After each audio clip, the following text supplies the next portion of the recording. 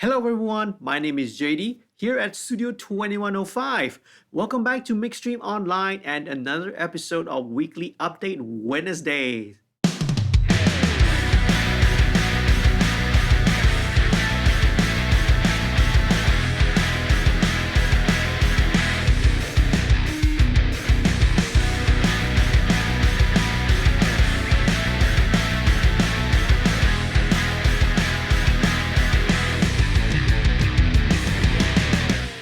A warm welcome to all the new viewers and a big thank you and shout out to all the patrons. Now, if you are new to the channel, please do head on down and click on the subscribe button and do click on the notification bell so that you don't miss out on any of the videos that we're uploading, okay? Do sign up for the email list. Head on down to the link below bit.ly/mixstreamonline. Sign up for the email list and you get a bunch of free stuff, okay? For example, my snare drum libraries and also my IR reverb libraries, right? Do check it out. If you want to support the channel financially, right, do consider signing up to become a patron. Head on down to the website below www.patreon.com/studio2105 and sign up today. Now, if you become a patron, right, you get a bunch of special perks and benefits. For example, one-on-one tutorial and mentoring sessions with me, exclusive content, behind the scenes stuff, and also best of all, discount codes, okay,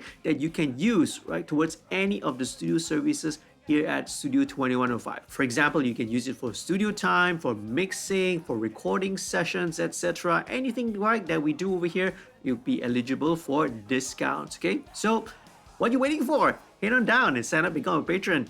This week's episode of MixStream will be featuring a song which I actually co-produced. So the title of the song is Irama dan Lagu by Kuzu. So this song was written and composed by Zul of Mellow Stereo Productions, and I co-produced it with him. Okay, now Zul might be very familiar, right, to those of you who have been following the channel, right, and the studio's activities. Okay, Zul is also the band leader and a member of Join 92. Join 92 was the band that was featured on the very first Direct Access 1.0 music production workshop almost 3 years ago. By the way, speaking about Direct Access 1.0, the music production workshop, the videos, as I mentioned, they are all available online, so do head on down, okay? Click on this will take you to the playlist of all available videos right now. More of them will come, so okay, do stay subscribed, follow the either the MixStream FB community page, or best of all, sign up for the email list, okay? Last Sunday on November 15 was the Malaysian Jazz Piano Festival 2020. This concert was live streamed from the grounds of the Royal Selangor Pewter Factory right here in Kuala Lumpur. Fun fact, I used to work there after high school. That's a story for a different time, okay? So, the Malaysian Jazz Piano Festival is a brainchild of Michael Veerman, right? He's a musical legend, right, in the Malaysian jazz scene. And also a couple of other Malaysian jazz pianists as well. So, this festival was originally meant to be a live concert to be held here in KL. But due to the spikes in COVID-19, due to a lot of the concerns and the worries, and also the CMCO and all that, it was decided to cancel the original concert and instead do it and do it as a online concert instead. So what we've done, this was a 12-hour online jazz marathon. So what happened was that myself and a bunch of friends and fellow audio engineers, we sort of pool and join forces, right, to help out with the audio production side. Alex Tan of Starmount took the lead on this project and got all of us together. We pooled our resources and we pooled our energies together to help out with the audio production. Bijan as well from Bijan FX and also the owner of Atas in PJ also came on board. He and his guys, Zach and Apid, also came along to help out. I think he helped to supply some monitors. He also helped to supply the mixer as well. And I had two of my very good friends, Rozan from River Music Production, okay? Rosan and I, we go way long back. We used to be in a high school together, okay? He went off to study in Berkeley, went off to over the States and over there, and he recently came back as well. And not forgetting, right, Anthony of Big A Productions. This is where I did the most recent installment of the Direct Access Music Production Workshops. Anthony also is the FOH mixer for my band. So, it's a cool gathering. We joined forces. We took turns, right, on the duty roster in mixing the audio for the show. So we started at 1 p.m. and I kind of took the late afternoon slot, right, until the evening. The rest of the guys then, right, took over, right, from the evening all the way until night. So, right, it was a huge challenge, right, due to the CMCO. There were a lot of restrictions, right, in terms of scheduling and all that. So we virtually did this whole show, this whole concert with no sound check at all, right? We did a little quick line check and a sound check in the morning of the event. And essentially every time a new band came in, a different drummer, a different pianist, right? It was a 5-minute turnover and with virtually no sound check. But somehow we made it happen, okay? Right, so you can check out, I think the video of the live stream is still available on the Malaysian Jazz Piano Festival Facebook page. Do check it out. I'll leave the link up here, right? And so you can also, right, tune in and watch the 12-hour concert, right? Without further ado, let's head on down to this week's featured question. How should I pan my drums in a mix? Drummer's perspective or audience perspective? Alright, so looks like we're getting another drum-related question. 2 weeks in a row.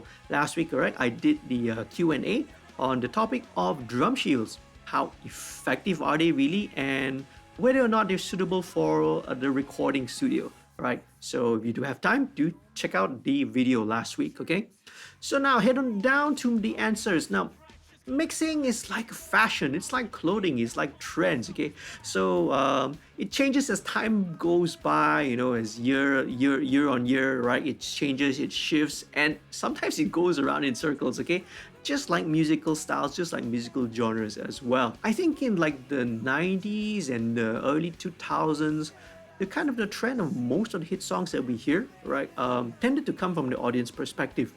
But in the mid 2000s, right, it kind of shifted towards the drummer's perspective instead. Now, if you go back all the way to the early days of stereo, the Beatles, the Beach Boys, and all of the early recordings back in the 60s, 70s, sometimes you hear very, very weird stuff, okay? Especially when they were experimenting with the early stereo recordings. Sometimes you hear the drums like it's off to one side even, okay? So do check it out, okay? So throughout the ages, right, people have always been experimenting. People have always been, trying out different mixing styles and mixing trends. Personally, when I started coming out and as a mixer, I started with the audience perspective first. Because again, most of the favorite records that I listened to, right, tended to be from the audience perspective. Then in the mid to late 2000s, I personally, right, I shifted over to drummer's perspective, right? I just literally overnight decided to do that, and I've been doing so ever since. My reason of why I do drummer's perspective, okay? I personally find that the drummer's perspective is more immersive. It's much more immersive. Now, for example, if I'm listening back to a record, like if I'm listening back to a mix, okay, and it's a song which I really dig, I'm getting into the groove of it, I then, as I'm playing along, I listen and I pretend to play air drums, da da da da, and then as I'm listening to the track, right, and then when it comes to, let's say, a drum fill, all right, I'm playing the toms, and then I'm hearing it from left to right, as if I am in the band itself. So drummer's perspective makes me feel a bit more involved. For me, it makes me feel a bit more immersed. It feels like I'm a part of the band, okay? And so if I'm crashing on the left, it sounds on the left, on the right, crash on the right, on the right, okay? I'll hear it on the right, right? As if I'm sitting in the drummer's seat itself. Of course, if the band has a left-handed drummer, it would go the other way around, okay? So that is the reason why I prefer the drummer's perspective. One situation, however, right, there is one scenario which you would want to use the audience perspective, and that is when you are mixing for a live concert or a TV broadcast, for example.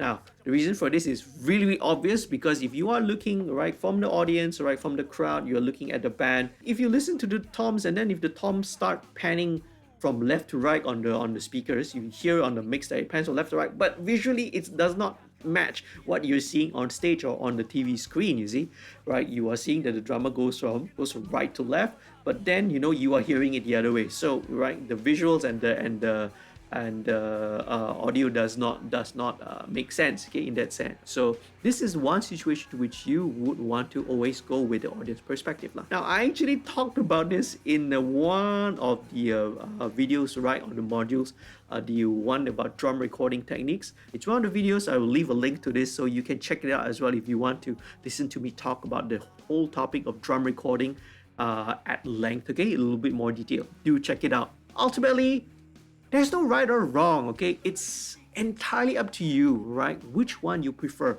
Now, the thing is, as long as you deliver a kick-ass, a great sounding mix, trust me, okay?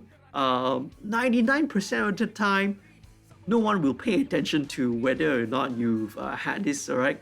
Whether you mixed it from an audience perspective or you mix it from a drummer's perspective. I had almost never ever had that question asked to me, right, from the clients or from the bands. Now, having said that, out of that 99%, that 1% of the time where someone may ask you or notice that, most of the time that's gonna come from the drummer, okay? To sum it up, okay, do it whichever way you want, whichever sounds good to you, whichever way you prefer, audience perspective or drummer's perspective. If you want to be safe, right, ask the band beforehand which one they prefer, okay? Maybe they have a specific preference. Chances are they never thought about it, okay? Also, ideally, this should already happen decided beforehand during the recording stage, during the tracking stage. Usually this would already been decided, which is the left overhead, which is the right overhead, and what kind of perspective they are listening to when doing the recording session itself. Now, if you are receiving multi-track files, okay, not stamps. Just pay attention to how it's labeled, right? If you received it and overhead, it says OH overhead left, then you know, right? It's left and overhead right. You listen to it and just listen to see what perspective was presented to you. So if this was how it was recorded, right? Or maybe at another studio under another producer, right? Should be how you should present the mix to them. Unless again, go back if you want to shift the perspective to the way that you want it. Make sure that you point it out, okay? Just go with what sounds best to your ears. Hope that answers your question, okay? Alright, this brings us to the end of this week's video. Thank you ever so much for watching. Alright, please leave your questions. Leave your feedback down in the comments below. I really love to hear from you guys, okay? And you can also hit me up on my social media, on Twitter, on Facebook, on Instagram. And do check out the rest of the videos that I have on this channel, okay? Especially, right, the Direct Access 1.0 music production videos, which are, right, being released as we speak. If you found this video useful and informative, do leave a like, do share it with your friends. It will really help out with the YouTube channel. And if you haven't done so, please click on the subscribe button, right? Do become a subscriber today. And don't forget, click on the notification bell so that you'll be updated every time I upload a brand new video. Do consider signing up to become a patron. Once again, the website is below, www.patreon.com/studio2105. Right, it will really help, right, the channel if you were to sign up to become a patron as well. Do continue to stay safe, stay happy, stay healthy, wash your hands, take care of your personal hygiene, practice your social distancing, okay? I'll see you again real soon in the next video. Till next time, happy recording and mixing. Goodbye.